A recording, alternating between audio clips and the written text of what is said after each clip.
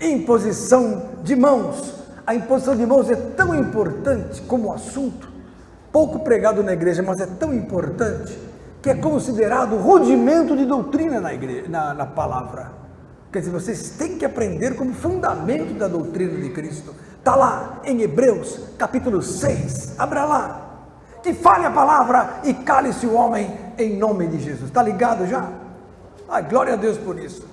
Hebreus 6, 1. Olha aqui, é tão sério, que está na Bíblia, que tem que estudar sobre imposição de mãos. Olha aqui, ó. A partir do verso 1 em diante. Pelo que, deixando os rudimentos da doutrina de Cristo, prossigamos até a perfeição, não lançando de novo o fundamento do arrependimento de obras mortas, quer dizer, é um assunto importante, o arrependimento de obras mortas, nós vamos estudar aqui também, de fé em Deus, vamos estudar aqui também, da doutrina dos batismos, então, doutrina dos batismos, batismo das águas, batismo do Espírito, batismo do amor, doutrina dos batismos, olha aqui, ó, e da imposição das mãos, doutrina da imposição das mãos, e da ressurreição dos mortos e do juízo eterno. Então, a imposição de mãos é doutrina. Vocês têm que saber o que acontece, quando impor as mãos, em quem impor as mãos, para que impor as mãos, por que impor as mãos. Então tem um porquê, não é encostar em qualquer pessoa, sair por aí. Você tem que entender que a mão é um instrumento. Tanto é verdade que no mundo, as pessoas trabalham com as mãos até no reiki, para fazer a energização, tudo são as mãos são tudo. E no reino de Deus, a mão é o instrumento de poder. A mão é figura do cristão, porque o dedo é o espírito, a mão é a obra que você tem na sua vida, e o braço é Jesus, o dedo é o Espírito Santo, né? Se eu expulso o demônio pelo dedo de Deus, que é o Espírito Santo, é chegado a vós o reino de Deus. E lá em Isaías 53 fala assim, a quem se manifestou o braço do Senhor? O braço é Jesus. E quem é a mão? Pelas mãos de Paulo, Deus fazia maravilhas. As mãos são o instrumento do cristão. Então a imposição de mãos é doutrina. Você vai ter que usar as suas mãos. E para que usá-las? Quando transmitir esse poder? Nós vamos ver agora essa doutrina, esta operacionalização, essa instrumentalidade das mãos. Amém? Então, quando se põe as mãos? Anota aí, são oito situações que nós vamos enumerar. Primeira, abençoar. Para abençoar crianças, para abençoar idosos, para abençoar famílias. Eu vou abençoar. Jesus abençoava impondo as mãos, lá em Marcos capítulo 10, abra lá. Olha aqui, ó, Marcos 10, verso 13, diz assim a palavra, olha lá, e traziam-lhe crianças para que lhes tocasse, mas os discípulos repreendiam aos que lhes traziam. Jesus, porém, vendo isso, indignou-se e disse-lhes, deixai vir os pequeninos a mim, e não os impeçais, porque dos tais é o reino dos céus, ou o reino de Deus. Em verdade vos digo que qualquer que não receber o reino de Deus como uma criança, de maneira nenhuma entrará nele. E tomando as crianças, ou seja, tomando-as nos seus braços, e impondo-lhes as mãos, as abençoou. Os pais têm que abençoar os filhos, impondo as mãos sobre os filhos à noite, de manhã, a hora que for, abençoa as crianças, para que lhes vá bem. Tem crianças hoje sendo vítimas de balas perdidas, de sequestros, de enfermidades, porque falta-lhes bênçãos essas que vêm pelas suas mãos. Isso é tão antigo que no passado as crianças vinham e a pessoa impunha as mãos e a criança falava, bença tio, bença avô, bença pai. Hoje, pai, que nada, velho, não sei o que, não é assim? Depois quer ter bênção, depois quer vitória sendo rebeldes. Então vamos retomar a velha maneira de viver. Abençoe as crianças, como Jesus fazia, né? Como Isaac fez para Jacó, como Abraão fez para Isaac. E assim, Abraão abençoou Isaac, passou-lhe a bênção. Isaac passou para Jacó a bênção. Tal, como? Mãos, impõe as mãos nos seus parentes, nos seus filhos, na sua família, na sua esposa. Impõe as mãos, eu imponho as mãos na Silvia. Tem que impor as mãos para Deus abençoar, operar na vida deles. Amém, queridos? E o pastor, quando quer abençoar a ovelha, ele impõe as mãos também. O pastor impõe as mãos sobre as suas ovelhas, ele conhece as suas ovelhas, não é impor as mãos qualquer um, não. Impõe lá, eu vou trazer meu vizinho macumbeiro para você impor as mãos, não é assim não. Percebe? Nós vamos ver que não é assim, nós vamos ver que a bênção é dada para quem eu conheço, estou conhecendo, vou transferir poder pelas mãos. Quando você toca numa pessoa, você toca poder, você transfere poder. Uma vez eu fui orar com uma moça que estava com uma barriga cheia de pus, na hora, estava para morrer essa moça, aqui no Hospital Cruzeiro do Sul, há muitos anos atrás, e ela estava 0% de pressão, inconsciente, a ambulância jogou a moça lá, fugiu. Eu falei, meu Deus do céu, falei para a mãe dela, cadê a ambulância? Foi embora, doutor. Falei, e essa menina, a senhora não tem dinheiro para pegar um táxi? Ela falou, doutor, não tem dinheiro para o ônibus. Falei, porque a sua filha vai ter que ir para um hospital maior para abrir a barriga agora. Esse hospital não tem condições, não tem UTI. Mas aí eu olhei para ela e falei, senhora crê no poder de Jesus? Ela falou, eu sou crente. Falei, é agora. Eu impus as mãos sobre ela. Na hora que eu pus a mão na cabeça, outras mãos na barriga. E eu orei e falei, Senhor, manifesta a tua glória. No que eu senti fogo das minhas mãos, irmãos. Senti fogo. Na hora que eu tirei a mão, a menina sentou. Mãe, acabou. Pessoal, falei, glória a Deus, mãos, imposição de mãos, para cura e bênção. Segundo, para ordenação de atividade específica e transmissão de poder para a obra de Deus. Então, por exemplo, eu vou enviar missionários, eu preciso impor as mãos para delegar o comissionamento. Então, vai abrir um grupo familiar, ou uma célula, ou uma igreja lá em Carapicuíba, a de Alfa Carapicuíba. Quem for liderar precisa receber a imposição de mãos. Os que vão ajudar, auxiliar, precisam receber a imposição de mãos. Assim acontecia. E, por exemplo, em Números 27, 18, Josué recebeu a imposição de mãos de Moisés, para poder continuar a obra que Moisés começou. Então, a continuação da obra é através da imposição de mãos. Anota Números 27, 18 e Deuteronômio 3, 28. Então, Moisés impôs as mãos e delegou o poder. Você vai enviar um pastor para uma missão, vai lá para o Japão. Então, nós vamos enviar o famoso J1, também conhecido como Sérgio Miyadi. Mostra o Sérgio Miyadi para todo mundo ver. Japonês, de mão cheia, isso, cheio de dedo, porque ele, na verdade ele é um japonês de pai e mãe, então ele é japonês mesmo, né? Ele vai para o Japão no futuro, então ele vai receber imposição de mãos. Amém?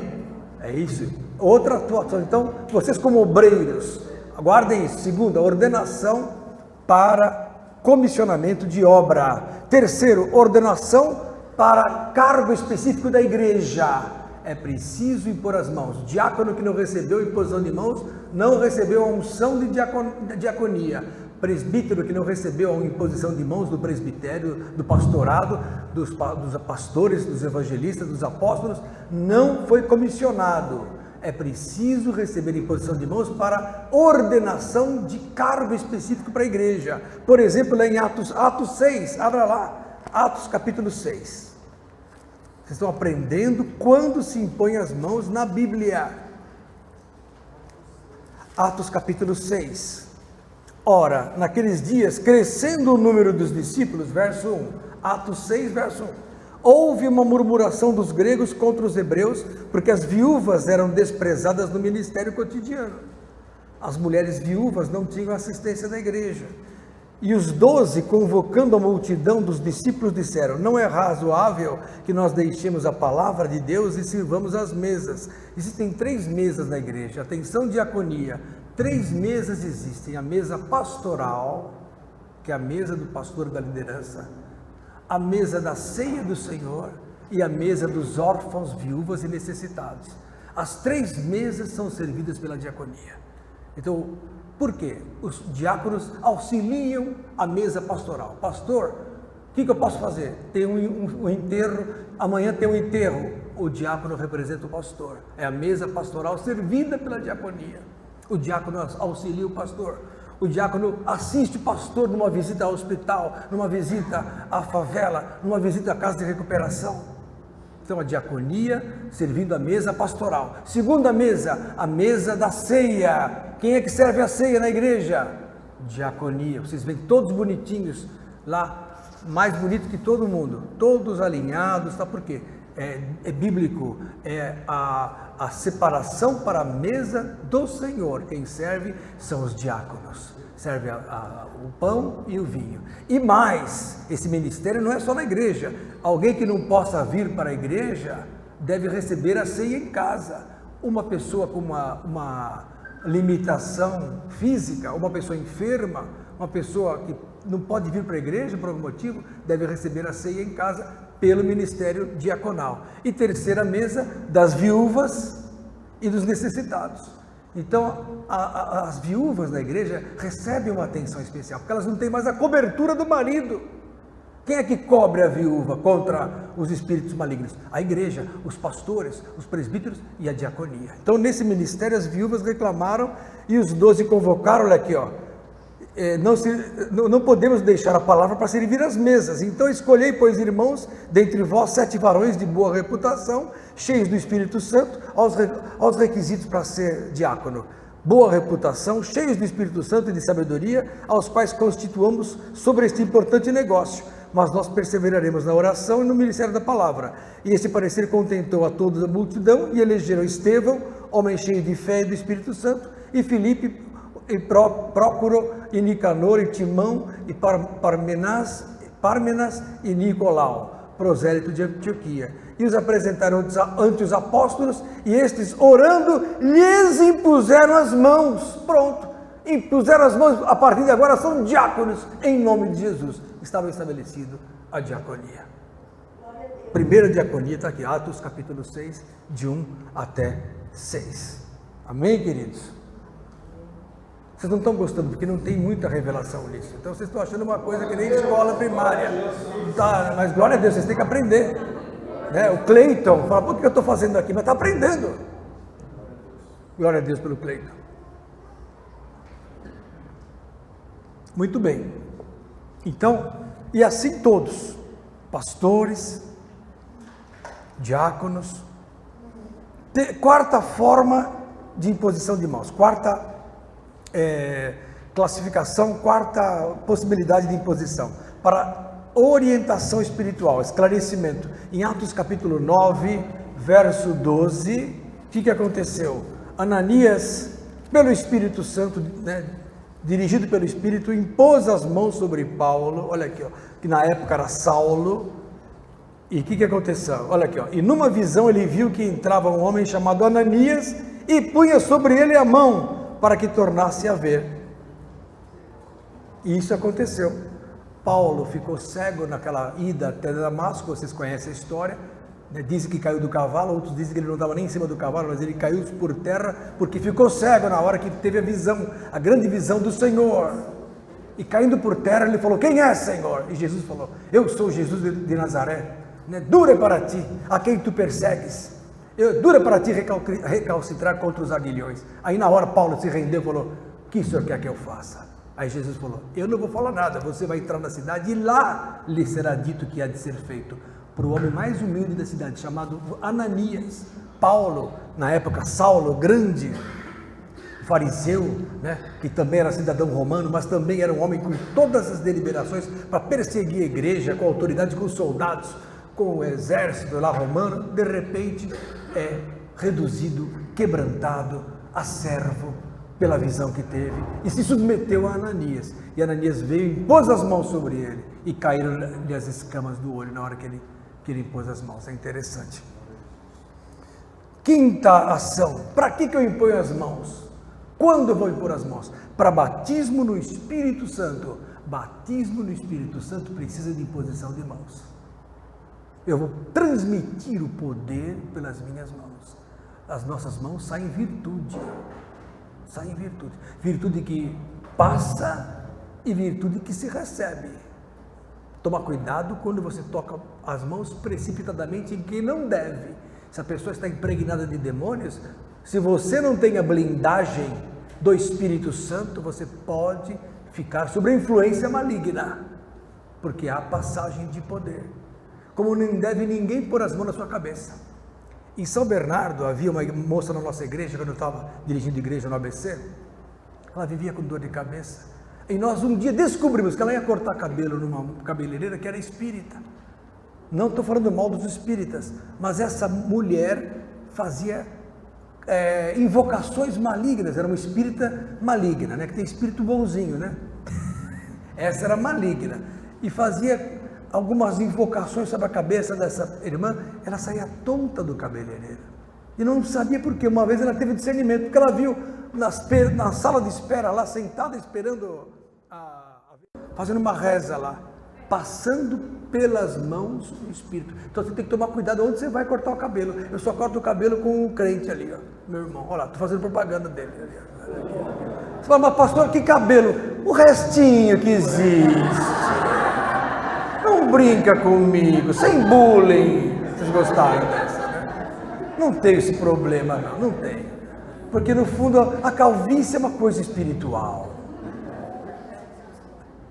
Então, irmãos, cuidado quem vai pôr a mão na tua cabeça. Se for uma pessoa cheia do Espírito, ela passa o Espírito, passa a bênção. Se é uma pessoa que não tem Deus, pode trazer problema para o teu comando. O teu cérebro é a tua caixa de Pandora, é o centro de tudo, centro espiritual, centro mental, tudo. Então existe uma vulnerabilidade. Não deixa ninguém pôr as mãos em você, na cabeça, quem você não conhece. Eu vou orar por você, mas quem é você? Não te conheço. Que oração é essa? Mas eu sou de Jesus, não vai acontecer nada. Mas eu quero te poupar de tribulações, só isso. Que a Bíblia fala, sede sóbrio, vigiai. Ora, se não fosse importante, se a minha proteção fosse automática, Jesus não diria vigiai e orai. Não diria sede sóbrios, porque o diabo, vosso adversário, anda ao derredor, bramando como leão, buscando a quem possa tragar. Se isso é realidade, eu tenho que tomar cuidado, com prudência, não deixando que ninguém ponha as mãos em mim precipitadamente. Eu tenho que buscar a imposição de mãos dos meus pastores. Jairinho impõe as mãos sobre mim, meu pastor. Pastor Esther impôs as mãos sobre mim, impõe as mãos sobre mim. Pessoas que eu conheço impõem as mãos, mas pessoas que estão espiritualmente acima de você. Guarde isso. Agora, o batismo do Espírito Santo precisa, que bênção, está aí hoje mais um visitante nosso, glória a Deus, que bom, querido. Batismo no Espírito Santo precisa de imposição de mãos. Atos 9:17, abra lá. Glória a Jesus. Pastor Eric perguntou que cabelo. Quem falou? Que cabelo? Cabelo. Esse restinho aqui. O Eric está vendo.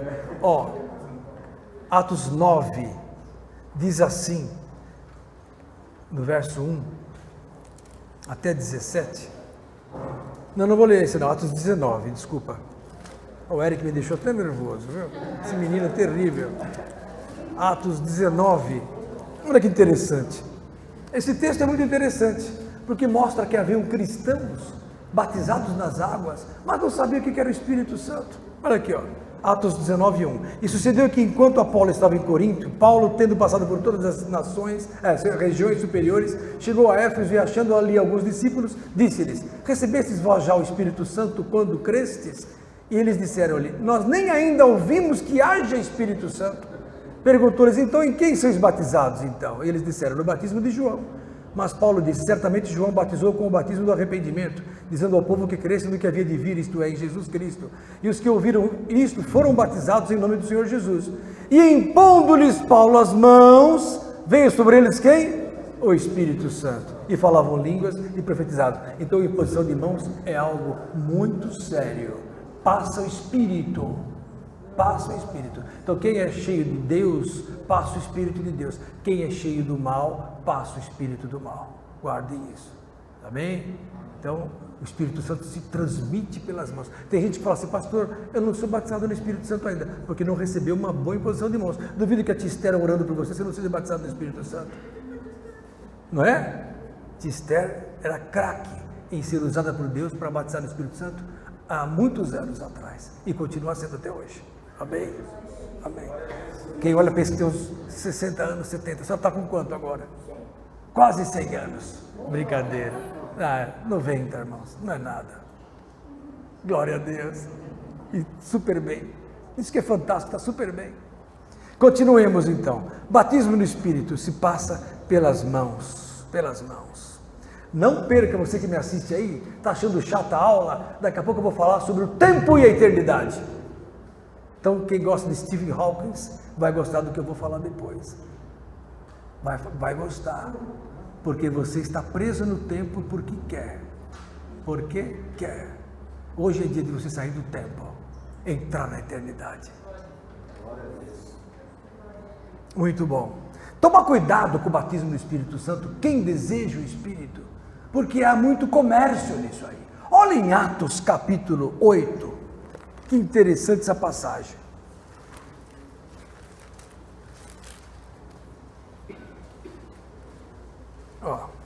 Paulo estava orando, aliás, não era Paulo, era Pedro, estava orando, e a turma estava recebendo o Espírito Santo. Que bênção, o irmão Williams, glória a Deus, hein? Tem o irmão Williams aqui hoje, que bom. Então, olha só, Pedro orando, e impondo as mãos, e a turma recebendo o Espírito. Olha aqui em Atos 8, verso 17, então lhes impuseram as mãos e receberam o Espírito Santo. E Simão, não é o Simão Pedro, não, é outro Simão. Vendo que pela imposição das mãos dos apóstolos era dado o Espírito Santo, lhes ofereceu dinheiro, comércio pelo Espírito Santo, olha só, dizendo, dai-me também a mim esse poder, para que aquele sobre quem eu puser as mãos, receba o Espírito Santo, olha só, mas disse-lhe Pedro, o teu dinheiro seja contigo para a perdição, olha o dinheiro, o perigo do dinheiro, hein? Pois cuidaste que o dom de Deus se alcança por dinheiro? Tu não tens parte nem sorte nesta palavra, porque o teu coração não é reto diante de Deus. Arrepende-te, pois, desta tua iniquidade, e ora a Deus, para que porventura te seja perdoado o pensamento do teu coração. Pois vejo que estás em fel de amargura e em laço de iniquidade. Aí, lógico, o camarada, depois dessa palavra, né, ficou doido, né? Verso 24. Respondeu, porém, Simão, orai vós por mim ao Senhor, para que nada do que disseste venha sobre mim, porque senão Pedro já tinha amaldiçoado o homem já, né? Então, irmãos, cuidado em quem você vai impor as mãos. Tem gente que quer receber o Espírito para usar esse Espírito para outras finalidades. Tem gente que quer dom, se eu fosse cheio de dom, que nem aquele pastor de chapéu grande, que ora e todo mundo fica curado, eu teria os 3 aviõezinhos. Não teria 4, teria só 3, que nem, né? É assim. Tem gente que quer ter o dom para aparecer desse, é como se estivesse comprando. Deus não, para esse aí não vai dar nada. Deus dá muitas vezes para quem nem sabe que vai ter ou que queira. Agora, quando você quer para a obra, Deus dá. Não dá dando para a glória humana, porque quem quer glória, irmãos, perde a bênção. Quem quer Jesus recebe a bênção, recebe a glória. Amém, querido? Aí sim recebe a glória. Muito bom. Então, nunca ter o dom para interesse econômico, né? O Espírito é comunicado sempre através das mãos. Então, a igreja recebeu isso desde Jesus. Jesus impôs as mãos sobre os apóstolos, soprou sobre eles o Espírito, receberam o Espírito Santo no batismo lá no Pentecoste, e um começou a batizar o outro, até hoje vem assim, tá? Outra forma com que se impõe as mãos biblicamente, e é fundamental, cura de enfermidade, a imposição de mãos para cura de enfermidade. Então, essa não é uma situação, porque são situações específicas, não é uma situação que você vai se restringir, mas só deve exercê-la quem é de Jesus. Quem não é de Jesus não tem nexo. Se você está firme no corpo de Cristo, você tem o poder na sua vida, você vai impor as mãos e a cura vai acontecer. Olha em Atos 28:8, um exemplo de Paulo impondo as mãos. 28:8. Aconteceu estar de cama enfermo de febres e desinteria o pai de Públio. Olha só, o cara estava com possivelmente uma cólera, né? Desinteria com febre naquela época. Quadro de cólera gravíssimo, né? Camarada que tem cólera, o vibrião colérico, para quem não sabe, é um vírus que se pega em água contaminada por cólera. Esse vibrião colérico, esse vírus bravo, não tem cura, porque é vírus, ele atapeta o intestino, não absorve mais água. Tudo que você come ou toma sai como água pelo aparelho digestivo. Então você imagina você indo 20 vezes por dia no banheiro, sem médico, sem sono, você morre. Mas esse homem, o que aconteceu? Paulo foi vê-lo e, havendo orado, pôs as mãos sobre ele e o curou. A imposição de mãos cura. Eu já tive grandes vitórias com a imposição de mãos, grandes curas com a imposição de mãos. Eu diria que como médico tive muitas curas, como pastor também impondo as mãos. Jesus opera impondo as mãos. Pastor, eu posso fazer isso? Pode, se você é firme com Jesus, se você é firme com Deus, está cheio do Espírito, você é comissionado para isso. Está lá em Marcos 16, abra lá. Quem vai impor as mãos nesse ponto? Está aqui, ó, para cura. Marcos 16, 15 e 16. Olha aqui, ó. Olha lá. Ide por todo mundo pregar o evangelho a toda criatura. Quem crer e for batizado será salvo, quem não crer será condenado. Estes sinais seguirão os que crerem. Em meu nome expulsarão demônios, falarão novas línguas, pegarão as serpentes, e se beberem alguma coisa mortífera, não lhes fará dano algum, e imporão as mãos sobre os enfermos e os curarão. Quem é que vai fazer isso? Você pode impor as mãos sobre pai, mãe, vizinho, conhecido, está doente, impõe as mãos para cura. Ah, mas pastor, eu não sou pastor, não interessa, a Bíblia não manda. Marcos 16, 17, viu? Comecei lendo no 15 e fui até o 17, então Marcos 16 fala, você pode impor as mãos para cura. Quando? Se você já é batizado e é cheio do Espírito, então você pode impor as mãos para cura. Geralmente, às vezes a pessoa fala, pastor, meu cunhado está lá em Campinas doente, o que eu faço? Eu pego e falo, dá suas mãos aqui. Já fiz muitas vezes isso aqui. Impõe as mãos sobre você com a unção e fala, agora você vai lá no hospital, vai lá tocar essas mãos que eu impus sobre você lá. E a pessoa é abençoada. Não acontece isso com você, pirata. Mostra o pirata, olha lá o pirata. É bom que os jovens vejam que nós temos um pirata entre nós. É um pirata rejuvenescido, recuperado, largou a bebida, largou a vida mundana, deixou o navio no porto e veio ouvir a palavra. O pirata uma vez estava com um parente enfermo, eu falei, você vai lá, eu impus as mãos sobre ele, ele foi lá impor as mãos, e aconteceu a bênção. Assim tem que ser. Amém, irmãos? Sétima ação do Espírito pelas mãos, ministração de dom específico do Espírito Santo por obra do Espírito. Tem gente que precisa de um dom específico para a obra, um dom especial, e isso só pode passar pela imposição de mãos. Isso está lá em 1 Timóteo capítulo 1, abra lá, 1 Timóteo 1, Paulo fala sobre isso para Timóteo. Diga glória a Jesus, você. Amém. 1 Timóteo 1, olha, verso 6. Olha lá. Eu falei 1 Timóteo, não é 2 Timóteo. Tem dois, né? Fazer o quê? 2 Timóteo 1, 6. Por este motivo te lembro que despertas o dom de Deus que existe em ti pela imposição das minhas mãos. Tem dons que vão vir pela imposição de mãos. O pastor Olavo, eu pedi para ele, falei, pastor, impõe as mãos sobre mim para eu ter essa sabedoria que o senhor tem. Ele impôs. E eu não tenho a sabedoria dele, mas eu faço o possível para estudar a Bíblia como ele estudava. Não tenho, mas eu peço a Deus que me dê ainda, nunca esqueça a imposição de mãos que Ele fez, para esse dom passar, o dom da palavra.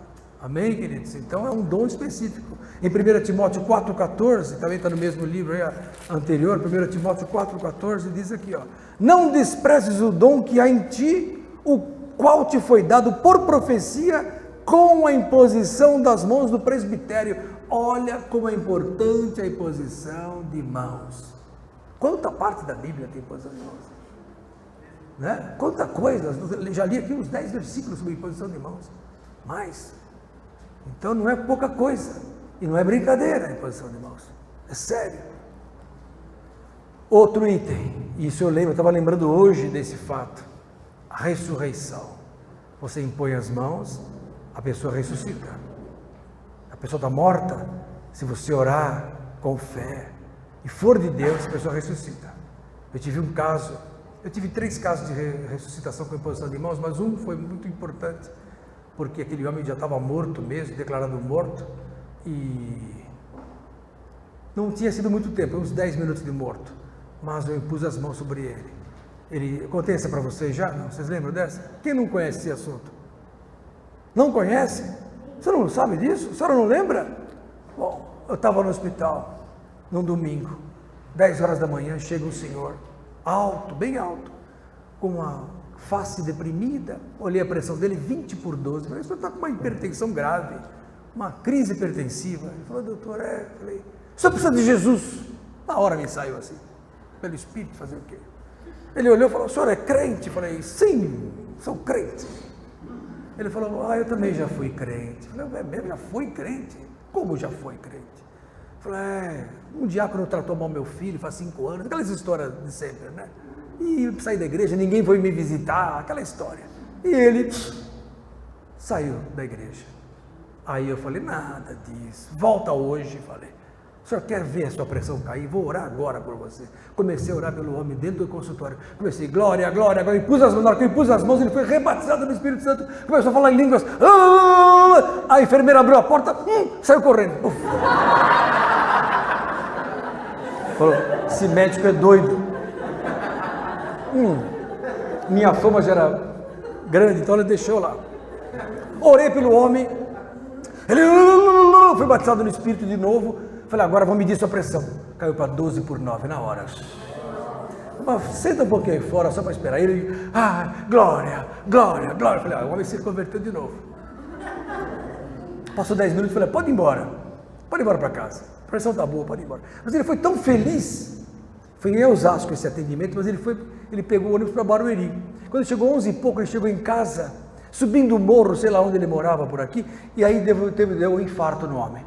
Ele fica com dor no peito, dor, o pessoal viu ele caindo, chamaram a ambulância voltou para o hospital. Eu estava, já eram 11h30, 15 para meio-dia, e meu coração dizia que alguma coisa ia acontecer. Eu falei, quer saber, eu vou tomar um leite, alguma coisa, comer alguma coisa lá embaixo, que alguma coisa vai acontecer. Desci para a cozinha, no que eu estou enchendo na cozinha, a enfermeira liga, doutor, corre aqui. Aquele homem que o senhor atendeu voltou agora com a ambulância, está tendo um infarto, está roxo. Eu falei, corre o eletro que eu estou subindo. Eu falei, meu Deus, São João, o nome dele, São João. Eu falei, meu Deus do céu. Subi correndo. A cozinha ficava no subsolo, subi para o primeiro andar, cheguei lá, o homem, doutor, que maravilha, Jesus está em nossa vida. Eu falei, mas o senhor está roxo? Aí ele falou, pois é, cheguei em casa, estava tão alegre, subi correndo, me deu essa dor. Aí eu ouvi o eletro, infarto grave. Eu falei, meu Deus. Eu falei, vamos já para a UTI, esse homem vai parar. Eu falei, correndo, fui com ele para a UTI com o elevador. Chega na UTI, uma UTI primária na época, agora está melhor, espero, né? Mas na época muito primária, 2 enfermeiras só, estava vazia. Falei, põe esse homem agora aqui, todo monitorado, porque a coisa é grave. Pus os monitores no peito, comecei a anotar, soro na veia, não sei o quê. De repente eu estou anotando as coisas, para o homem. Eu olhei e falei, morreu. A enfermeira, doutor, morreu. Eu falei, puxa, traz o aparelho de ressuscitação, traz o carrinho de reanimação. Ela trouxe o carrinho lá do fundo, falei, meu Deus, que demora. Aí veio o carrinho, liguei os fios todos, 400 watts lá para dar um choque. Não está funcionando? Doutor, esqueci de falar, a manutenção não veio, nós estamos sem eletrochoque. Eu falei, meu Deus do céu, seríssimo. E tá nada. Eu falei, então vai na pancada. Vai dar pancada no homem grandão, e nada. Aí eu falei, bom, e não voltava. Aí a enfermeira, doutor, ele já morreu. Eu falei, não importa, vamos tentar, vamos entubar. Aí peguei o tubo, na hora que eu vejo, elas não tinham tirado a dentadura. Toda vez que um paciente entra no hospital, num leito, tem que tirar a dentadura, para uma urgência, senão você não consegue enfiar o tubo. Tirei a dentadura com dificuldade do homem, pôs lá, e tentei o tubo, mas o homem tinha uma cabeça meio longa e comprida, e o tubo foi para o estômago, enchi de ar, aí fez... Não é possível. E ele morrendo. Aí tenta de novo, aí mais massagem, e nada. E tenta de novo. Aí a enfermeira, doutor, para com isso, o homem já morreu, infarto grave. Eu olhei para elas, olhei para ele e falei, Jesus, põe a tua mão no homem. E pus a mão sobre ele, põe a tua mão agora nessa vida, no que eu toquei nele. Ele voltou e falou, cadê minha dentadura? Cadê minha dentadura? Fantástico, fantástico. O homem voltou, verdade. O homem voltou normal. Falei, meu Deus, curou. E aí a enfermeira, daí a enfermeira mais pobrezinha falou assim, é Jesus, Jesus. Falei, Jesus. Aí a enfermeira, outra japonesa, desculpa o japonês, mas aquela lá da Seichonoye, ela pegou e fez, Jesus, fez assim, saiu. Aí a outra falei, me ajuda aqui, vamos, o homem está firme aí, ó, tá bom, põe de novo o monitor. Na hora que eu olho o eletro dele, normal, acabou o infarto. Meu Deus. Aí eu peguei, eu falei, não é possível. E eu tinha deixado o aparelho de choque na outra maca. Aí eu sentei de novo para anotar a nova medicação para ele. Falei, meu Deus, prova de que o Senhor ressuscitou o homem. De repente, uma mãozinha invisível pega o aparelho e joga no chão. Tá! Eu peguei e falei, isso é um diabo, eu te repreendo em nome de Jesus, na minha mente. Aí o outro aparelhinho sai da mesa e sai no chão. Pá! Está repreendido. Aí a enfermeira, que nem era crente, falou, doutor, o diabo não está contente porque você ressuscitou o homem. Nossa. Aí o homem ficou lúcido. Começou a pregar para a enfermeira. Eu tive que depois dar alta para ele da UTI, que não tinha nada, pus ele no leito lá, começou a pregar para o hospital inteiro. Aí chegou o cardiologista, meu amigo, que até hoje é um grande cardiologista aqui de Osasco. E ele chegou, ficou a tarde toda. Não é possível. Não é possível. O homem estava com infarto, não tem mais infarto. Até hoje ele me encontra, eu falei, aí, doutor, aí Lenilton, faz muitos anos, hein? E aí, Lenilton, está ressuscitando a turma por aí ainda? Até hoje. Ele é dono de uma grande clínica aqui em Osasco, até hoje, cardiologista. Imposição de mãos.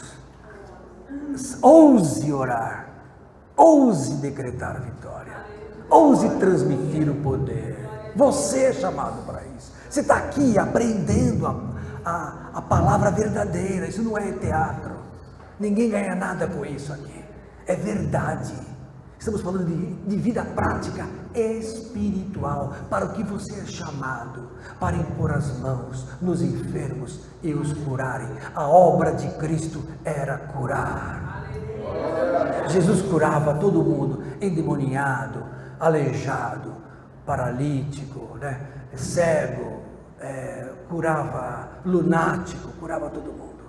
Jesus veio para curar. A obra de Cristo é curar. E a imposição de mãos para a ressurreição é um fato. Lucas 7:14.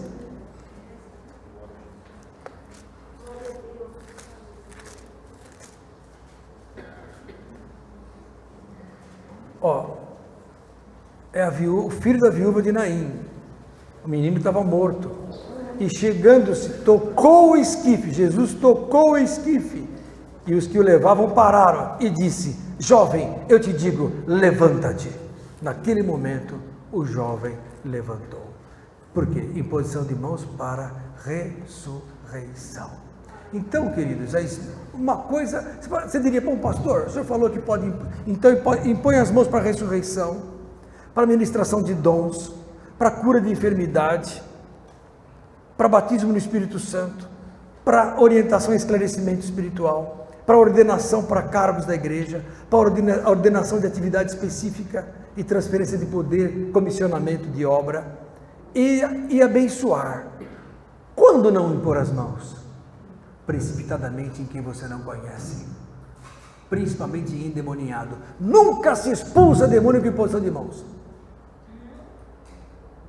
Não se expulsa demônio com imposição de mãos. Jesus não impunha as mãos para expulsar demônio. Ele falava, sai. Em nome de Jesus, sai. É assim que você vai impor. Com o dedo assim, ó, sai. Em nome de Jesus. Não precisa ficar alisando. Vem cá, demônio, dá um abraço aqui. Não faça isso. Ah, mas pode? Eu vejo o pessoal fazendo. Traz consequências espirituais. 1 Timóteo, capítulo 5, verso 22, se não me engano. Abra lá. 1 Timóteo 5, 22. Senão, Paulo não diria isso para Timóteo. A ninguém imponhas precipitadamente as mãos. Espera, observa, analise, pense, antes de impor as mãos. Conheça, sabe qual é a intenção da pessoa? Há um pastor aqui da nossa igreja, não vou falar qual é, que é muito querido, estava abraçando uma pessoa que tinha ido para frente outro dia e não passou bem, começou a passar mal, foi lá para o ambulatório médico, aí me chamaram, pastor Enilton, vai lá ver o nosso irmão, pastor. Eu fui lá, ele falou, depois que eu encostei a mão nessa pessoa, comecei a passar mal. Eu falei, a gente precisa de preparo, muita oração antes de impor as mãos. Aí eu orei e melhorou. Não era problema físico.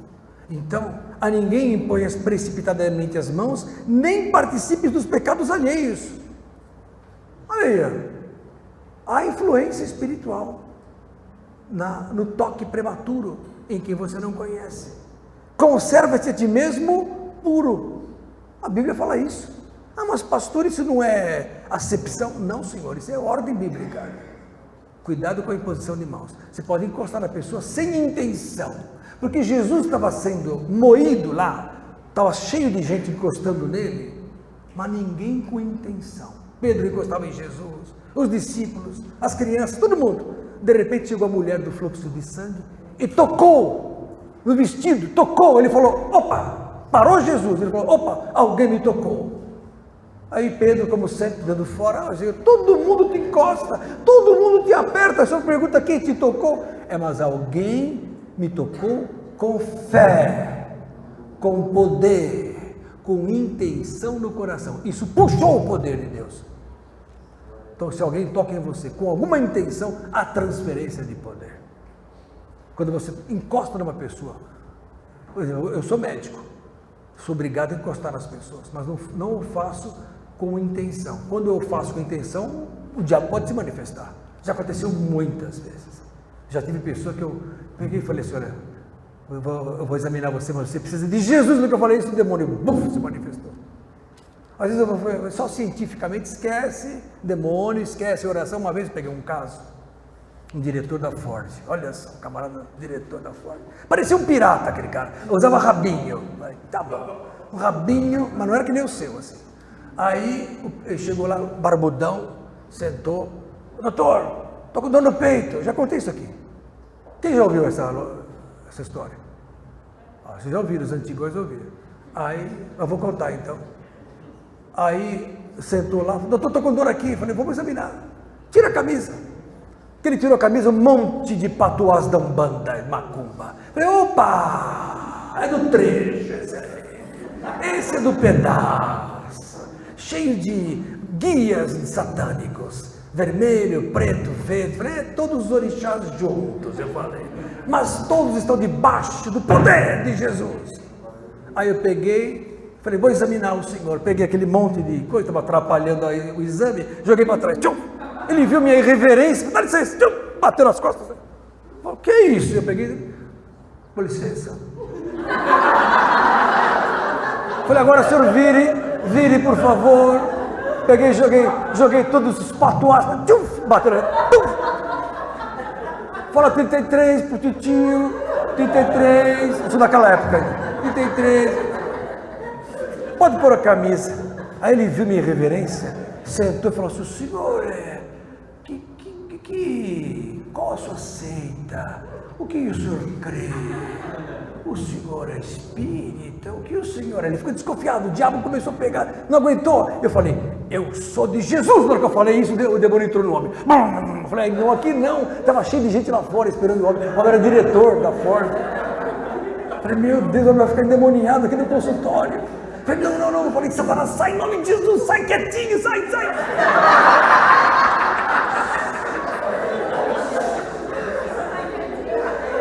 Cala essa boca, Satanás. Eu falei, cala essa boca, Satanás, sai. Aí o homem...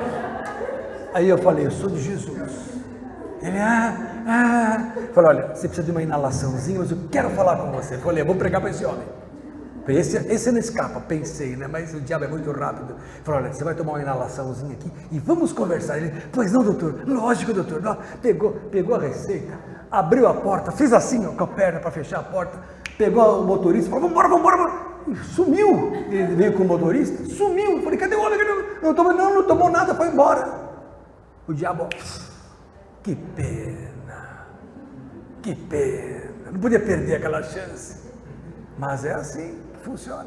Então você tem que tratar cientificamente às vezes, senão a coisa se manifesta.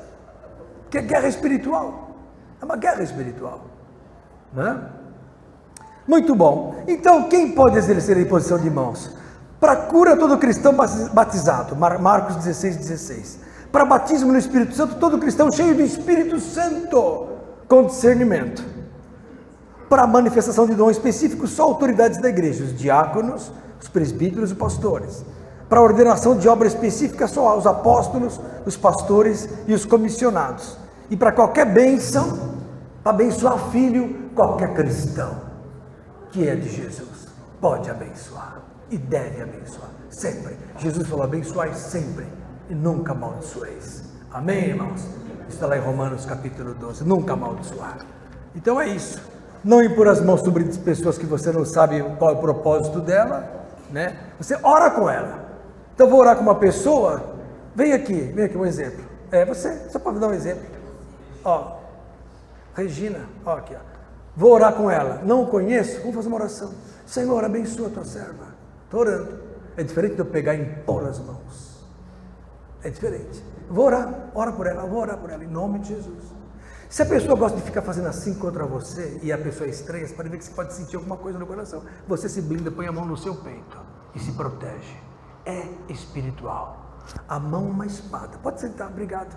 Deus abençoe. Depois você passa lá, pega R$10. Entenderam, irmãos? Então existe uma guerra espiritual.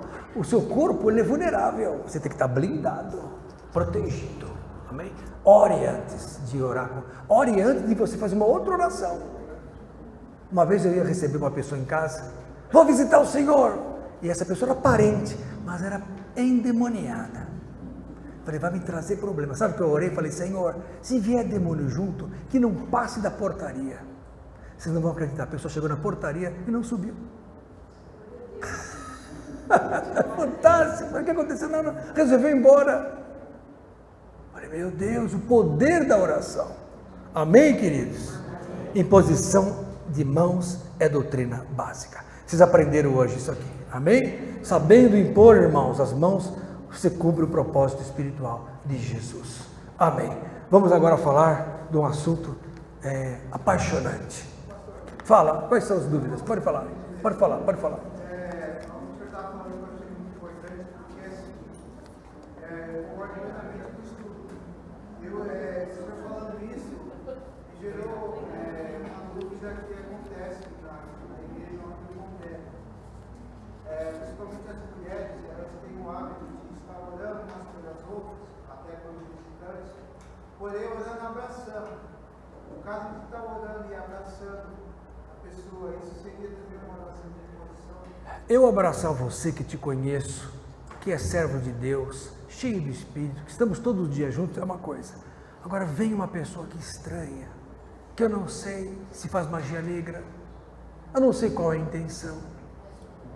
Eu tenho que tomar cuidado com o tocar precocemente.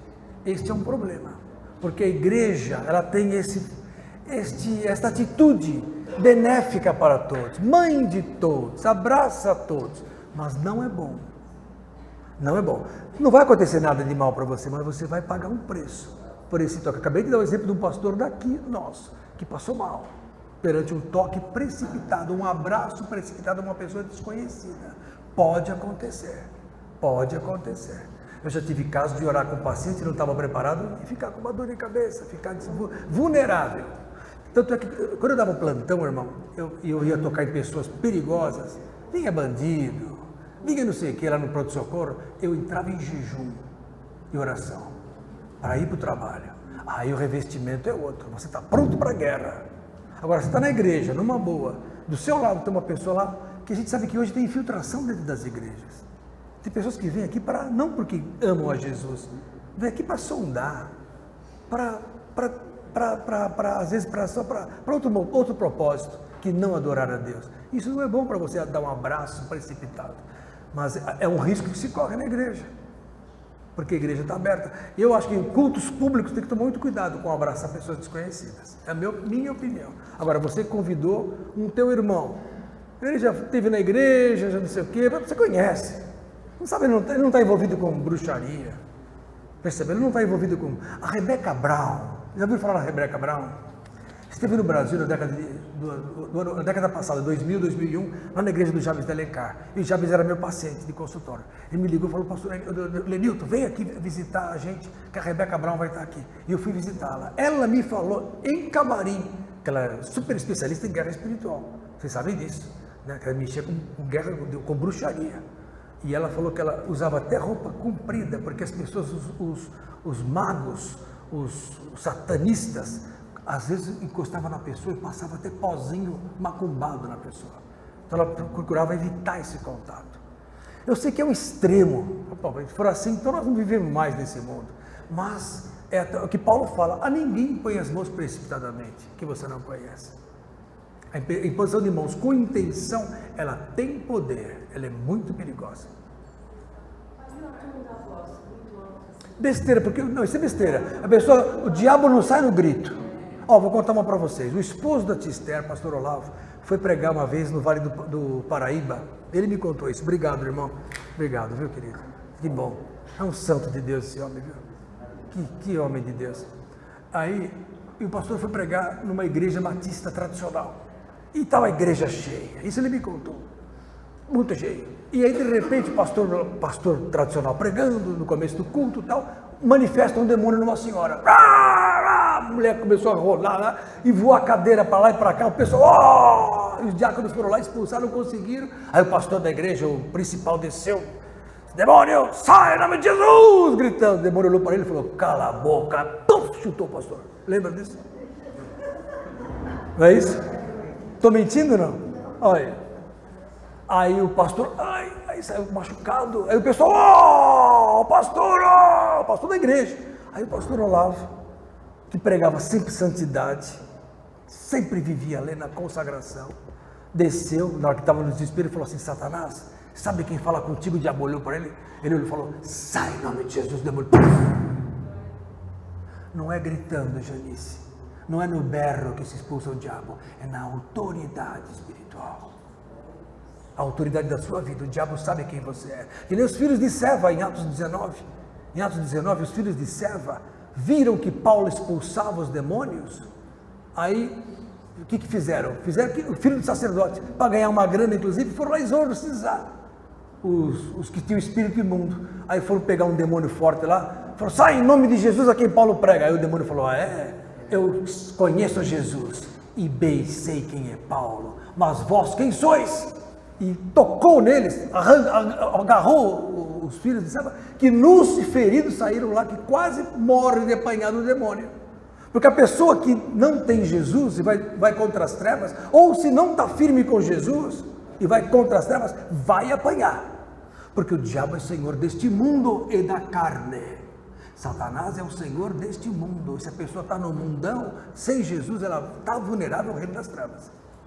Não adianta. Existe macumba, então? Existe. Pega em quem não é de Jesus e quem não está firme. Pronto, essa é a verdade. Quer saber? Não sei se gostou. Quem ouviu não gostou, se aceitaram, aceita, mas é a verdade. Fala, irmão.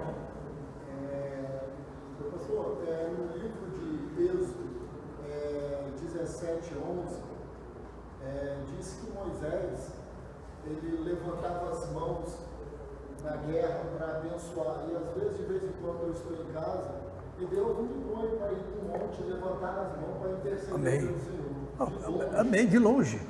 Porque para Deus não há tempo nem espaço. Quando Ele ora, então, à distância, quando você ora por alguém no Japão, essa pessoa está sendo abençoada. No Japão, porque essa imposição, ela se levantar das mãos, ela toca o mundo sobrenatural, o qual está fora do tempo e do espaço. Porque está na eternidade. A oração toca a eternidade. Nós vamos falar isso agora, aqui, agora. Agora! Então, a pessoa está à distância, você levanta as mãos, ela é tocada lá. O diabo se manifesta lá. Às vezes você repreende aqui, o demônio fala, lá. Porque não há tempo nem espaço. As mãos, todos nós temos que levantar as mãos, sem ira e sem contenda. Está lá em Timóteo, também, capítulo 2. Amém? Levantando as mãos. E Moisés levantava as mãos, a batalha, o povo de Israel prevalecia na batalha contra os amalequitas. Quando eu abaixava as mãos, que estava cansado, Israel perdia. Olha que interessante. O que significa isso? Quando você ora, prevalece a vitória. Quando você para de orar, o inimigo avança. É uma guerra espiritual. Fala, irmão.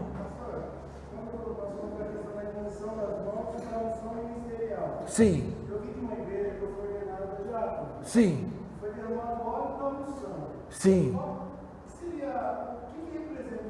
A óleo da unção com imposição de mãos. A unção aí, o óleo da unção, ele efetiva o poder do Espírito Santo na obra. Então, para a diaconia, eu não lembro se aqui o pastor Jair impôs, como vocês foram ordenados diáconos, receberam óleo também. Só imposição. Porque biblicamente é imposição de mãos, não fala derramar de óleo. Agora, para pastorado é o derramar do óleo, para unção de apóstolo é o derramar de óleo, porque aí é efetiva uma unção a mais, só por isso. Mas você pode ungir também a pessoa para cargo de ministério. Agora, imposição de mãos é fundamental, é bíblico. Amém? O que mais, queridos? O que mais de dúvida? Fala, Letícia, você casou, Letícia? Casou? Você está mais magra depois que você casou, né? Ele não está dando comida para você? Cadê seu marido? Ele não está pagando comida? Que sem vergonha. Vai, fala. Terrível, viu? Terrível. Fala, Letícia. Transmissão de energia. Tem a ver alguma coisa com o espiritual? Como você falou sobre o reiki, tratamento de posição de mãos. Para aliviar dor, não sei o quê. É igual? Por exemplo, só transmitir energia. Tem a ver alguma coisa com o espiritual da pessoa? Posso ser sincero? Alguma energia aí que se passa mesmo quando não é de Jesus é espiritual. Só que não é de Deus muitas vezes. Depende do espírito da pessoa. Eu vou fazer uma oração por você para cura. Eu vou fazer uma imposição de mãos para cura. Estou passando o Espírito de Cristo. Agora, você vai pegar uma pessoa que vai lá na Macumba, no Zé Pilintra, recebe o Zé Pretinho lá, como é o nome dele? O Zé Pinguinha, ou a Maria Padilha, ou sei lá, que espírito que a pessoa recebe. E vai impor as mãos sobre você. Que espírito ela vai passar? Então, esse negócio de energia é muito vaga. É um termo científico. Tudo é energia. Olha, estamos recebendo uma energia térmica agora negativa por causa do ar. Tudo é energia. Estou perdendo energia térmica. Ótimo. Tudo é energia. Mas o poder espiritual passa pelas mãos. Porque nós temos dentro de nós o Espírito. E a pessoa que não tem o Espírito Santo tem outro Espírito, como está lá em Efésios capítulo 2. Somos guiados por espíritos que não são de Deus, apesar de acharem que é de Deus. Né? Entendeu? Amém, irmãos? Fala, querido. Se estando a certa distância, eu posso orar por alguém e a oração seria como se estivesse na sua presença, o que impede algumas pessoas de orarem não para curar, mas para a morte de outros? Existem pessoas que fazem oração para a morte. Só que o que impede de atacar você é porque você é blindado pelo Espírito Santo. O Espírito te guarda. Você não é mais desse mundo. Você não está sujeito mais às forças das trevas. Quando o indivíduo se converte, ele passa a estar na eternidade. O salvo saiu do tempo. É isso que eu vou pregar para vocês agora. Então ele está sujeito às forças espirituais, só que ele tem uma força superior a si mesmo. Que Jesus falou lá em Lucas, quando o valente guarda tudo que tem, quando vem o mais forte que ele é expulso, certo? Aí a casa fica varrida. Se a pessoa não mantém o mais forte lá dentro, vem esse valente com mais 7. Então o que acontece? Quando o espírito maligno sai do homem, ele anda por lugares secos, que são os ares. E quando não encontra repouso, porque não é fácil eles encontrarem repouso, eles voltam para a casinha, que é o próprio homem. Se o homem não está cheio do espírito, que é o mais forte, esse espírito vai pegar o homem de novo. E vai com mais 7 piores. Quando uma pessoa manda uma maldição para outra e essa pessoa não está... Por que você lê na parede por aí? Feitiços para o amor, já viu isso? Basta uma consulta. Não é isso, Lisa? Né? Amarração para o amor. Uma consulta basta, 300 contos. Se a pessoa em questão é vulnerável, vai acontecer o feitiço, porque o diabo é pago para isso. Eu, quando era do mundo, não que eu fosse macumbeiro, mas eu fui por uma vez levado por uma namorada. Olha que uma namorada é perigosa, hein? No centro de macumba, cheguei lá, vi a turma tomando sangue para fazer mal para as pessoas. Sangue de galinha, eles cortaram a cabeça da galinha. Eu falei, meu Deus, eu estava de branco, que na minha época se usava branco no pronto-socorro. E eu saí do pronto-socorro e fui para o centro, levar essa namorada que falou que estava passando mal, que ia entrar o espírito nela. Eu peguei a moça e levei para o centro. Cheguei lá de branco, o pessoal falou, chegou o pai de santo. Eu falei, não, eu sou médico. Eu sou médico, eu só vim aqui levar a moça. Quando eu vi, estavam todos tomando sangue. Eu falei, Jesus, não era nem de Jesus. Eu não era de Jesus. Mas eu pensei, isso aqui é o inferno. Mas eles estavam se preparando para quê? Para maldições para as pessoas. São sacrifícios que o diabo recebe em prol do mal. Só que tem um preço. Tem um preço. Bom, sim, exatamente. Aí já é outra história, né? Aí os servos de Deus às vezes invocam o fogo de Jeová para matar as pessoas. Aí é outra história. Mas a macumba evangélica é pior do que a macumba do mundo, viu? Quando um cristão fala, desce fogo Jeová, perigoso. Que Jeová ouve. Se a pessoa não é firme com Jesus, pode vir fogo do céu. Do segundo céu, tá dizendo, não é nem do terceiro, é outro céu, né? Fala.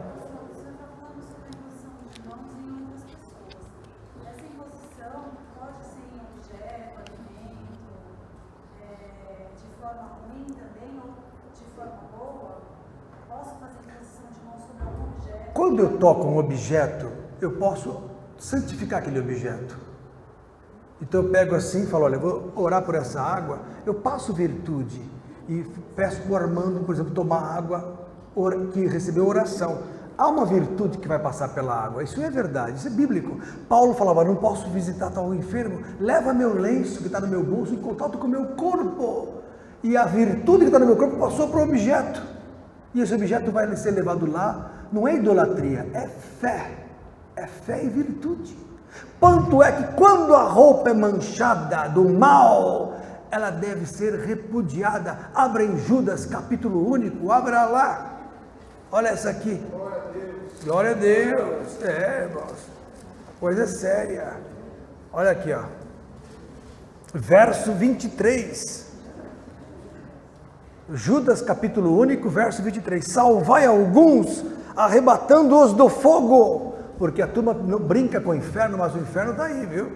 Tende deles misericórdia com temor, aborrecendo até a roupa manchada da carne. O que é isso? A pessoa é pecadora, maligna, até a roupa dela está manchada do pecado. Tem que aborrecer aquela roupa. Olha que interessante. Aborrecer é odiar, é repugnar. Enquanto que a roupa abençoada é o contrário, eu vou pegar e abençoar e levar para o enfermo, ele vai ser curado. Nós estamos fazendo isso aqui na igreja, nós oramos pelas camisetas, vocês estão falando, mas vocês estão vivendo isso. De quarta-feira nós temos orado pelas camisetas da campanha Gerando Vidas, e essas pessoas estão sendo curadas que estão recebendo a camiseta, muitos estão sendo curados. Então é bíblico e é real o que nós estamos vivendo. Mas ao mesmo tempo o contrário é verdadeiro. Uma vez, vou contar para vocês, estava numa reunião, numa casa, e uma senhora chegou com uma camiseta do marido, tinha recebido uma macumba. Isso foi lá em São Bernardo, no bairro Baeta Neves, nunca me esqueço disso. chegou com a camiseta macumbada e falou: olha, meu marido está usando essa camiseta. Depois que ele recebeu de presente essa camiseta, a vida dele virou um inferno. Nós oramos, o Oswaldo, na casa do Oswaldo, isso. Nós oramos por aquela camiseta, vocês não vão acreditar. 3 ou 4 viram o fogo pegando a camiseta, assim, espiritualmente, quando estávamos orando, queimando a macumba que tinha sido invocada. Depois mudou a vida do homem, depois que nós oramos e quebramos aquela maldição. Então as maldições podem vir por objetos. Podem vir por objetos. Ah, mas e como é que eu vou me livrar disso? Cheio do Espírito. Orai e vigiai. Se beberes coisas mortíferas, se você não tiver no Espírito, toma cuidado, você vai parar no hospital. Mas se estiver cheio do Espírito, acontece que nem Paulo. Foi picado pela serpente e não aconteceu nada. Então é o que eu falo. Agora não é porque você leu na Bíblia que a víbora picou Paulo e não aconteceu nada, que você vai sair pisando em cobra por aí para ser picado. Não é porque Jesus andou sobre as águas de Pedro também que você vai andar nas águas. Você vai morrer afogado, isso é tentar a Deus. Eu tenho que ser prudente como a serpente e simples como a pomba. Fala, irmã. A minha mãe vivenciou isso. Uma irmã falou para uma outra irmã que naqueles dias ela ia receber um presente e não era para usar, porque tinham feito uma curva. Aí ela esqueceu, ela ganhou um vestido que eles estavam numa cachoeira. Quando ela colocou o vestido, o espírito suicida entrou nela, ela se jogou na água para querer se afogar. Aí os irmãos foram lá, pegaram ela, só na hora que tirou o vestido da mulher que teve que sair. Tá vendo? Então, peraí, você vai falar para mim assim, mas a mulher é crente, por que Deus não livrou? Vocês são crentes, por que vocês têm que trabalhar para comer? Não é assim como vocês pensam. A vida tem um processo. Nós temos 2 componentes, o espiritual e o carnal, que é sujeito às forças satânicas. Nossa carne é sujeita às operações malignas. Porque a Bíblia fala, Jesus fala, carne para nada aproveita, mas a carne está na mão do maligno. Quer ou não, a carne nossa, ela é nossa, mas ela é desse mundo. Nosso espírito, Jesus falou, a carne é fraca, mas o espírito é de Deus, está preparado. Quem está levantando a mão? Fala, Vitória.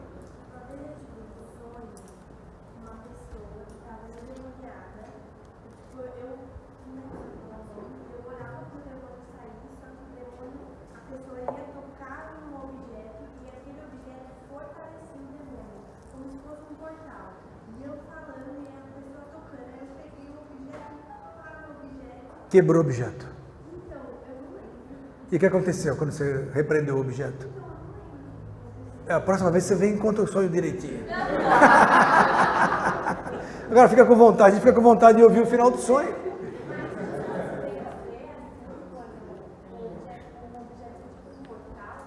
Exatamente. Um objeto é um portal para o mal.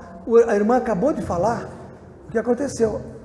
Houve a consagração de um vestido a Satanás, houve um preço para aquilo.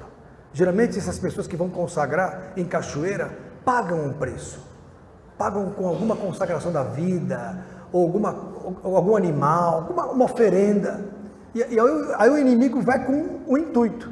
Se a pessoa é uma pessoa de muita oração, o inimigo não consegue chegar perto. Mas quem é o crente hoje que é cheio do Espírito? Não é todo mundo, a grande parte está sujeita.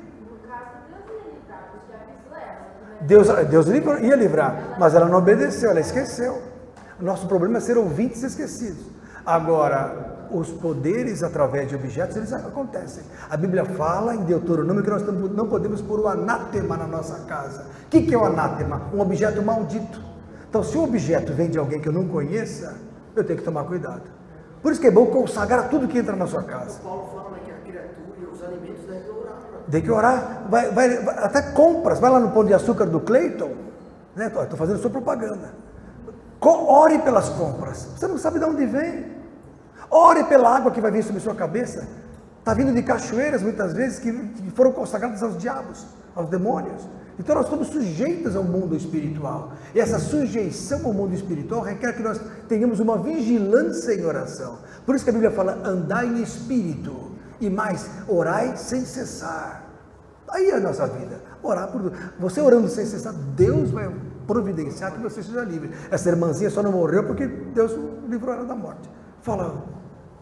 A questão de orar pelas compras, eu confesso que há algum tempo atrás eu não fazia, mas eu vi o pastor Carlos Ribas falando uma coisa. Olha aí, ó. De quando, na época, no passado, quando ele ainda não tinha conhecido Jesus, que um dos testes práticos na bruxaria é entrar em mercado e amaldiçoar tudo. Olha. Então, assim, em casas de crente, né, de cristãos, a gente às vezes pode comprar algo sem saber que alguém amaldiçoou antes. Então, sim, ele falou Tem isso que orar. testificando. Tem que orar. Tem que orar. O cristão verdadeiro, ele ora sem cessar, por tudo. Vai comprar o carro? Ora. Eu tive uma irmã que frequentava um grupo que eu dirigia, um grupo familiar. E ela aprendeu isso. Falei, ora antes de sair de casa, ora na frente do carro, ora por trás do carro, lá na Djanira. Aí, e ela começou a fazer isso. Isso na época. Ela comprou um carro na época, um Gol Zero. E saía de casa, Senhor, guarda meu carro. E todo dia, guarda. Um dia, ela parou no farol. Na hora que ela viu atrás, ela falou, não orei. Ela só lembrou, não orei. Entrou um carro atrás. Bum, acabou com o carro dela. Mas por que Deus permitiu? Acontece, acidentes acontecem. Agora, quando você ora, você muda o destino. Quando você ora, você no mundo espiritual determina uma mudança da rotina. Porque o cristão não é mais deste mundo. O cristão, ele sai do tempo e do espaço e toca o futuro. Quando eu oro, eu mudo o futuro.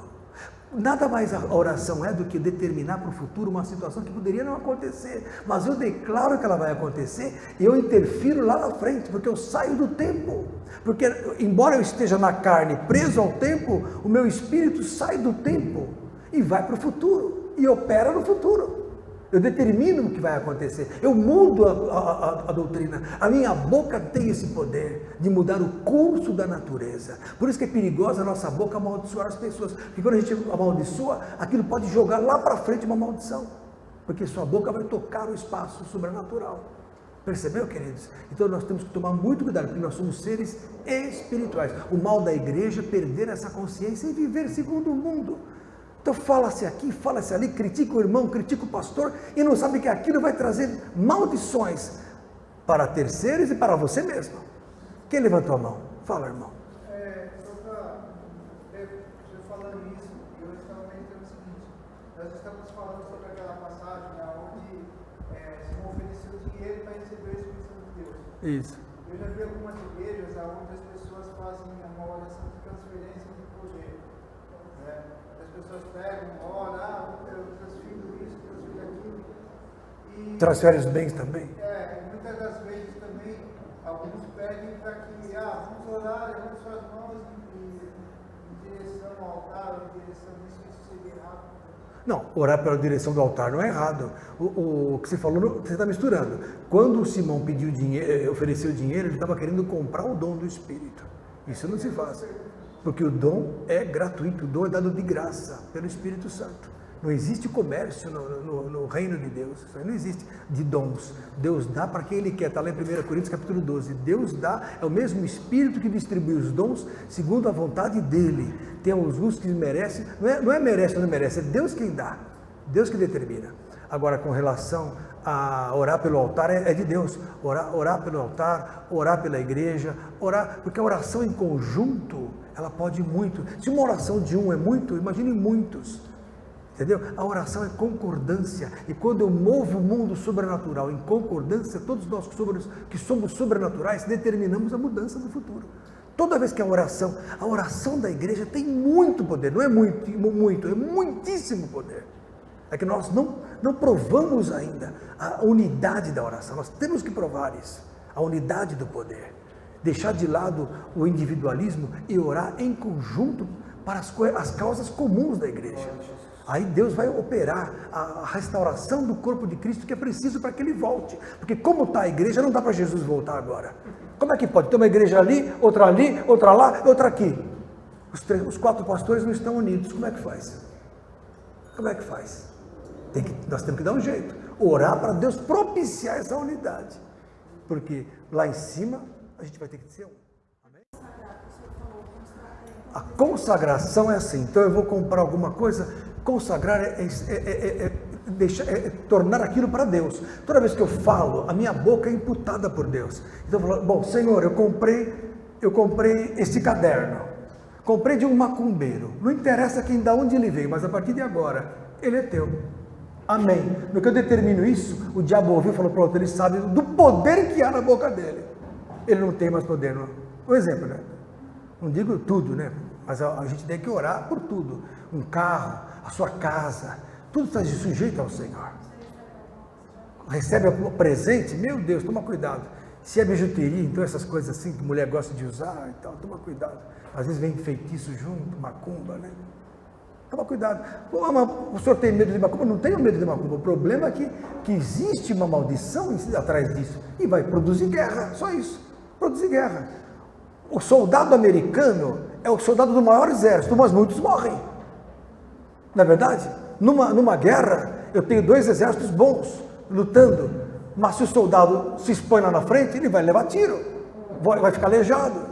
Embora seja do grande exército, seja do vitorioso, não importa. Mas, então você seja um soldado prudente, porque nós somos militantes da obra de Deus. E aquele milita tem que militar genuinamente, diz Paulo, né? A fim de agradar aquele que o alistou para a guerra. Então nós somos militares de Jesus, guarde isso, certo, irmãos? Nós somos militares de Jesus. Trate assim que você nunca vai errar. Nós estamos combatendo um inimigo que não dorme, tá? Tem 3 inimigos que eu tenho que vencer: o diabo, o mundo e minha carne. A minha carne é fadada a fazer o que eu quero e não o que Deus quer. Lembre-se disso. Amém? Fala, irmã. E no monte? Ah, é bom, não é bom ir no monte? Ele vive no monte. Fala com o pastor Marcelo qualquer dia, que reunia a turma para ir no monte, pastor Marcelo. Você não ia no monte no Rio de Janeiro, pastor Marcelo? Então, aqui também. Então nós temos que reunir qualquer dia, quem quiser, e ir para o monte. É de Deus ir para o monte. Amém? Glória a Deus. Pois é, irmãos, não sei se eu devo começar, porque o assunto é tão bonito. Dá para falar 1h30, 2 sobre o assunto, que é sobre a eternidade. A eternidade é uma coisa muito forte. Por quê? Deus formou o tempo, estando ele na eternidade, para aprisionar os anjos que caíram. Pastor, que forte é essa, hein? Os anjos foram formados em glória. Há 2 criações, há 2 eternidades. Pastor, isso é heresia. Abra lá então no Salmo 90. Abra o Salmo 90. Esse assunto eu vou dar só o couvert para vocês. Aí a semana que vem vocês voltam. É que nem filme, você assiste o trailer e volta no outro dia para assistir o filme. Salmo 90. Salmo de Moisés. Maravilhoso salmo. Olha o que diz a palavra. Senhor, verso 1, tu tens sido o nosso refúgio de geração em geração. Antes que os montes nascessem, ou que tu formasses a terra e o mundo, sim, de eternidade a eternidade, tu és Deus. 2 eternidades. Eternidade, tempo, eternidade. Eternidade, criação material, eternidade vindoura. Eternidade anterior, com os anjos. Tempo, anjos em prisões. Eternidade posterior, com Cristo. Pastor, só está biruta. Cristo é o autor e consumador da fé que nos conduz à segunda eternidade.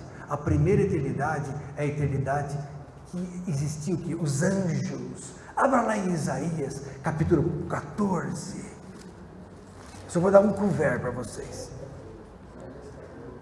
Olha aqui, ó. Verso 11 em diante. Já foi derrubada no inferno a tua soberba. Olha o mal dos anjos que caíram. Soberba. Os anjos foram formados em glória, mas esta glória os fazia individualistas. Presta atenção no que eu estou ensinando vocês.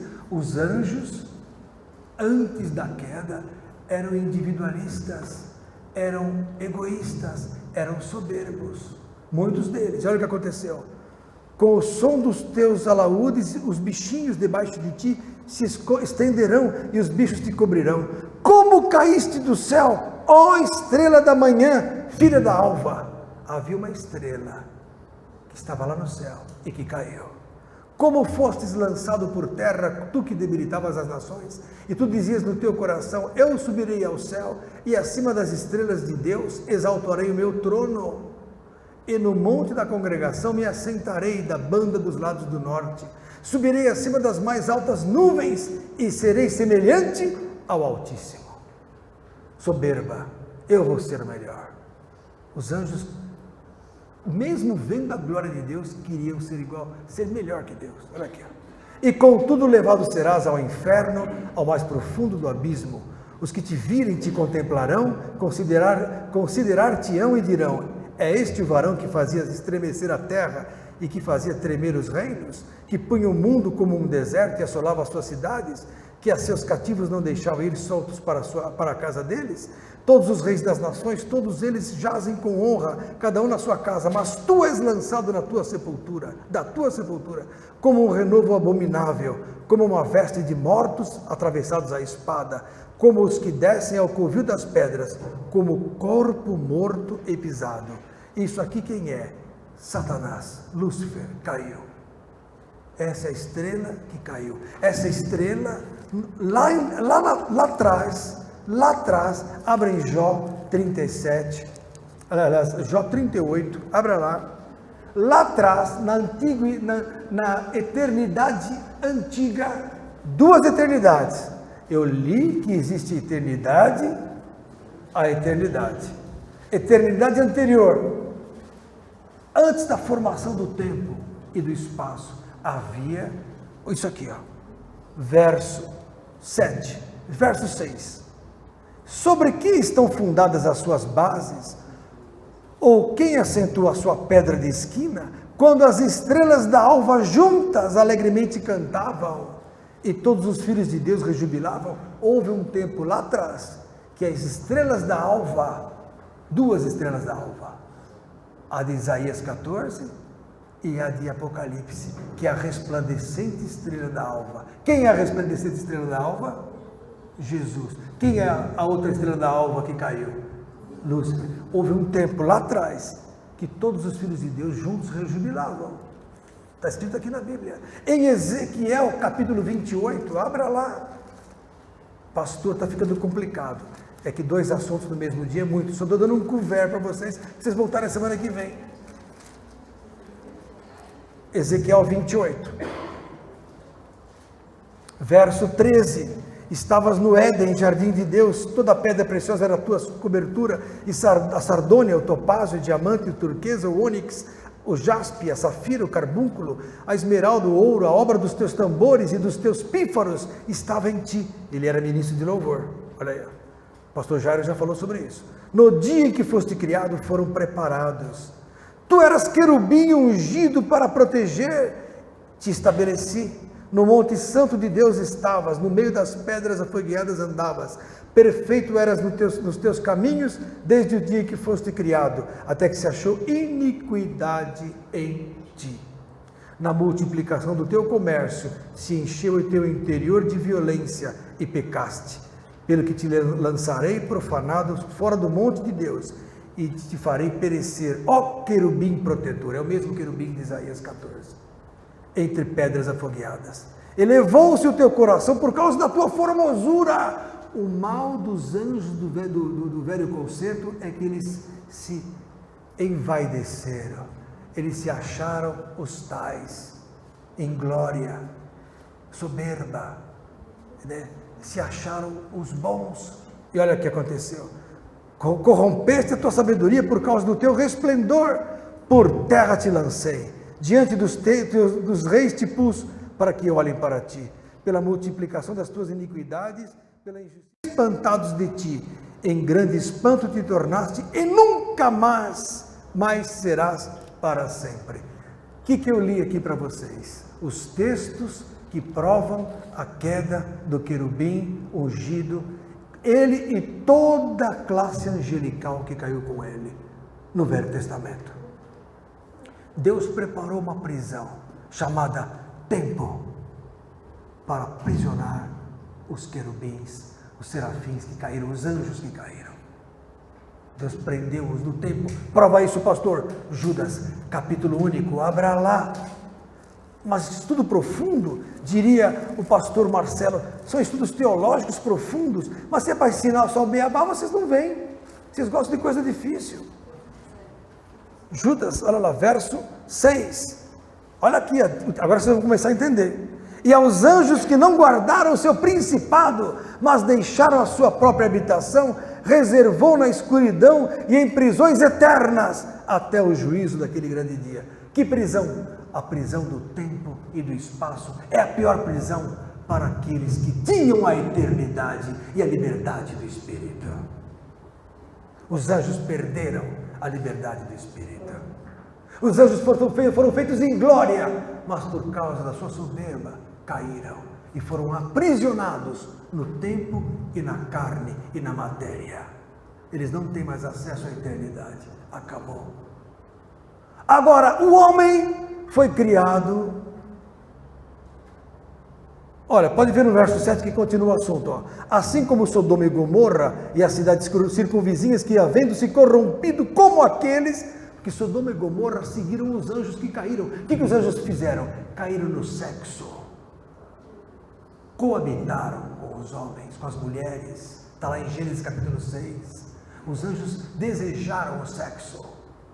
Então, no sábado nós vamos falar sobre o mistério do sexo. Vou falar sobre saúde e sexo, esse sábado agora, à noite, do Reaja. Cadê a representante do Reaja aqui? Está entre nós uma representante viva do Reaja. A única sobrevivente, a última das moicanas, a única entre nós, que o resto está tudo jogando bola por aí. Que Deus os guarde e os livre do mal. Né?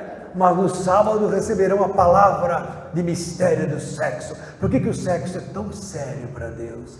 Porque o sexo foi o pecado dos anjos. Desejaram a carne, desejaram coabitar com as mulheres e perderam a sua posição.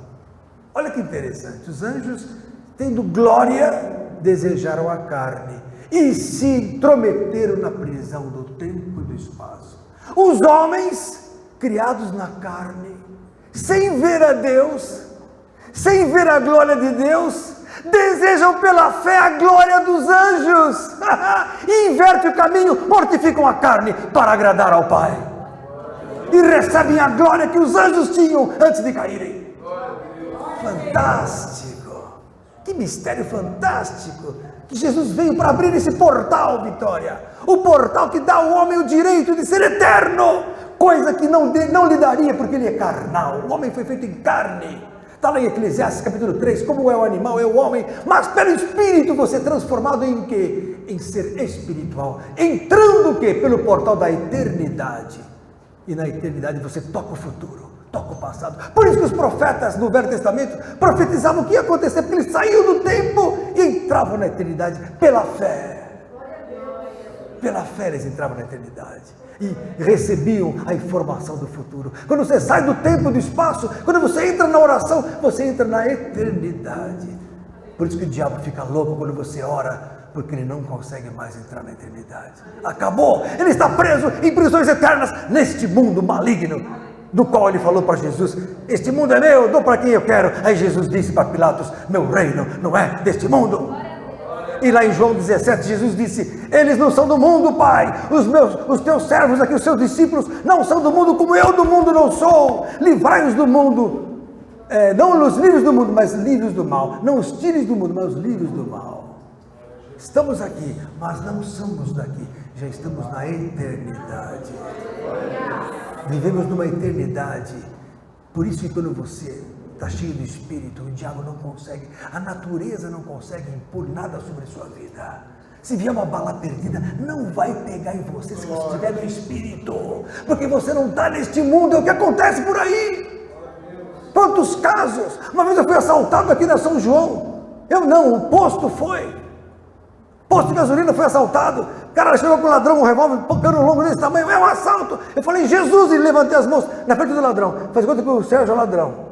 Faz de conta. Eu assim: glória, glória, glória, glória. Ele não me viu. Não me enxergou. Não me enxergou. Não me enxergou. O cara do posto viu e falou: não é possível. Está assaltando todo mundo. Esse homem está aí com a mão levantada. Aqui no posto da São João com a Pacaembu. Falei: meu Deus, glória a Jesus. Tudo é espiritual. Para os espirituais. Agora, se você se fixa nesse tempo na carne, você perde as bênçãos. Mas tem tudo isso um contexto que eu quero provar para você. Vou provar que Jesus é o Pai da eternidade, Isaías 9:6. Príncipe da paz, Pai da eternidade. Então, em Cristo começa a eternidade, para trás e para frente. Jesus divide o tempo, antes de Cristo, depois de Cristo. Em Cristo, entra-se na eternidade futura. Em Cristo a igreja entra numa eternidade. Prova isso, pastor. Efésios capítulo 1, verso 4, né? Se já ressuscitastes com Cristo, vocês são ressuscitados em Cristo. O que é isso? Vos ressuscitou e os colocou nos lugares celestiais. Quando você se batiza pela fé, você entra no mundo sobrenatural e começa a viver a vida sobrenatural, a vida invisível. Então você tem uma vida aqui na terra, que é vivida por esses olhos carnais, e uma vida espiritual que você vive pela fé, invisível, mas real, e mais real que este mundo. 2 Coríntios, capítulo 4, abra lá. O próprio Filipe foi teletransportado. Teletransportado, o crente, ele pode ser teletransportado, ele pode parar o sol. Josué orou, e o sol parou. Josué orou, o sol parou o dia todo. Ô Cleus, aí depois de centenas de anos, Ezequias falou assim: eu quero um sinal de Deus que eu vou ser curado. Pares, volte 10 graus o sol, para corrigir aquela situação que aconteceu lá em Josué. Fantástico, há o poder de oração para o sol, para a rotação, porque está fora do tempo. Quem está em Deus está fora do tempo, está acima dos demônios, está acima das trevas, está acima da macumba. Coitadinha da macumba, não é nada. Aleluia. Mas para isso você tem que ter conhecimento que o salvo está fora do tempo. O salvo não está mais neste mundo, não é mais desse planeta, é sobrenatural. Está acima dos alienígenas, está acima dos demônios, está acima dos anjos, está acima de tudo. O que eu ia ler agora? Esqueci. 2 Coríntios capítulo 4, que menino inteligente, parece um eremita, olha, parece um eremita, que lindo esse menino, viu? Servo de Deus, casado com Jesus. 2 Coríntios 4, verso 17, verso 18, não atentando nós nas coisas que se veem, mas nas coisas que se não veem, porque as coisas que se veem são temporais, do tempo, e as que se não veem são eternas. Você é eterno, você tem a vida eterna, está com a vida eterna já, amém? Venceu o horário, acabou o horário. Semana que vem, qual o assunto, pastor? Logo de cara, eternidade. Eu vou falar sobre as 4 rodas de Ezequiel. Gilgal, as 4 rodas. O tempo não é uma linha reta, o tempo é uma curva. Cristo está no centro dessa curva, na eternidade, tocando todos os pontos desta linha curva que é o tempo. O tempo vai se fechar, passado e futuro vão se unir lá na frente, e todos serão julgados ao mesmo tempo. Fantástico!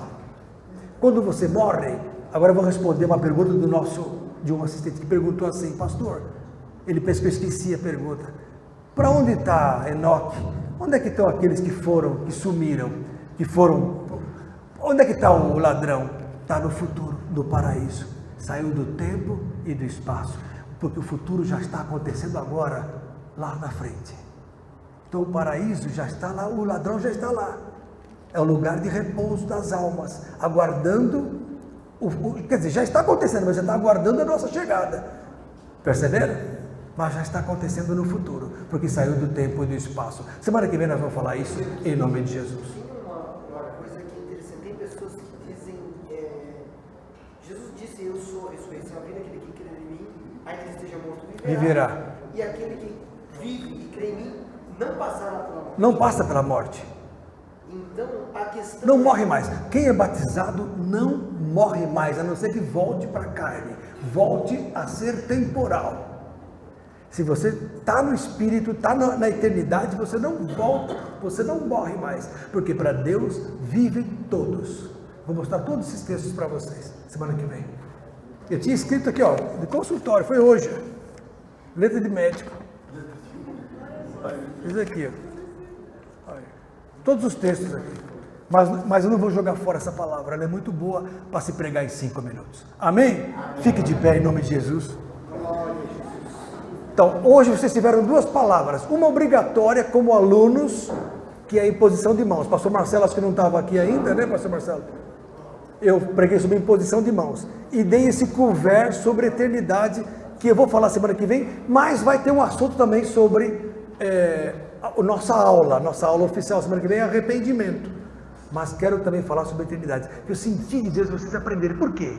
Em homenagem ao Stephen Hawking, que morreu, e em homenagem às pessoas que pensam que anda espírito por aí. Não existe isso. O ser humano, na hora que ele entra na eternidade, ele não participa mais do plano temporal. Acabou. Está lá em 1 Jó capítulo 7, Jó 14. Eu li para vocês. Eclesiastes 9. Aquele que morreu, pereceram os seus pensamentos. Acabou. Não tem mais parte alguma com relação a este mundo. Porque tem gente que pensa que o espiritismo prega isso, que a pessoa que morre fica andando por aí. Eu estou procurando a turma, não acho. Vem, não acho, só nos filmes da Discovery. É uma palhaçada aquilo. Uma mentira. Então vocês, como cristãos, têm que conhecer a verdade. Porque conhecereis a verdade, e a verdade nos libertará. Não tenha medo de espírito, não existe, nem tem essa. Morreu a titia, está lá com Jesus, não vai voltar a puxar seu pé à noite. Pirata, que eu sei que você tem medo de que puxe o seu pé à noite, pirata. Nosso pirata, nosso amigo dos 7 mares. Glória a Deus pela vida dele. Amém, irmão?